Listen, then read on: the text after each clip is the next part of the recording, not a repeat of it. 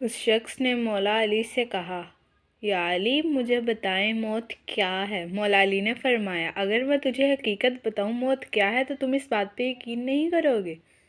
اس شخص نے کہا، آپ بتائیں، میں کروں گا آپ کا یقین۔ علی نے فرمایا، سنو، موت زندگی ہے۔ یہ بات سن کر وہ شخص خاموش ہو گیا۔